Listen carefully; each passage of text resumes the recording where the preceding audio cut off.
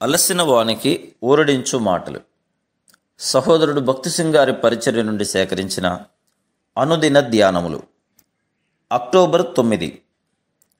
యోసేపు ఫలించడి కొమ్మ, ఊట యొద్ద ఫలించడి కొమ్మ. ఆదికాండము 49:22. దేవుడు యోసేపును శ్రమల ద్వారా ఫలించడు అనిగా చేశాను. యాకోబు యోసేపును ఆశీర్వదించినప్పుడు అతని ఫలభరితమైన స్థితిని గురించి ఇట్లు చెప్పాను. యోసేపు ఫలించడి కొమ్మ, ఊట యొద్ద ఫలించడి కొమ్మ, దాని రెమ్మలు గోడ మీదికి ఎక్కి వ్యాపించును. ఆదికాండము 49:22. యోసేపు ఎట్లు ఫలించేవాడుగా కాగలిగను? అతడు యవనుడుగా ఉన్నప్పుడు అన్నల సాంగత్యమును నిరాకరించను. తమ చెడు అలవాట్లలో పాలు పొందనందువలన వారు అతన్ని ద్వేషించిరి. తమ తండ్రి అయిన యాకోబు యోసేపును ప్రేమించుట వలన వారు అతని విషయమై అసూయపడిరి. వారు అతనిని చంపవలనని కోరిరి, కానీ చివరికి అతనిని బానిసగా అమ్మివేసిరి. కావున అతడు ఐగుప్తునకు తీసుకొని పోబడి పోతిఫరు ఇంటిలో బానిసగా అయ్యను. ఇచ్చట అతడు తప్పుగా నిందించబడి చెరసాలలో వేయబడి 2 సంవత్సరములు పూర్తిగా మరవబడెను. ఈ శ్రమలు దాదాపు 15 సంవత్సరములుండెను.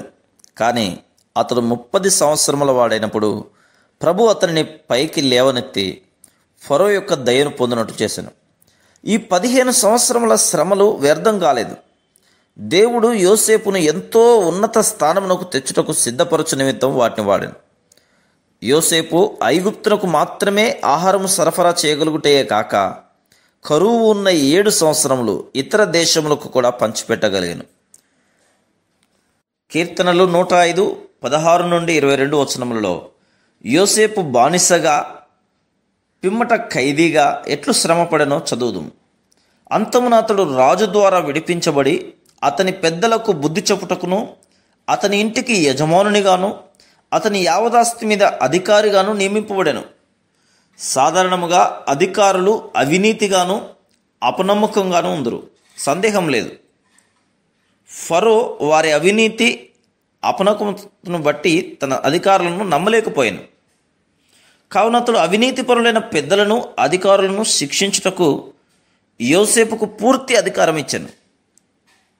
ఈ మనుషులు ఐశ్వర్యవంతులు మరియు అధికారం గలవారై ఉండవచ్చు. ఏ రీతిగా యోసేపు వారిని క్రమశిక్షణ క్రిందకి తీసుకుని వచ్చి ఉండవచ్చును? ఇది చాలా కష్టమైన పని.